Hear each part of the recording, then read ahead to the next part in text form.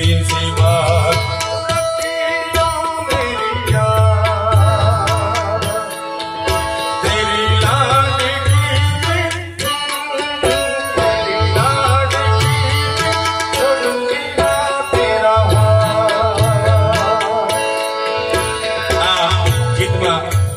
नानकड़ी दीकरी तनिष्का गाय छे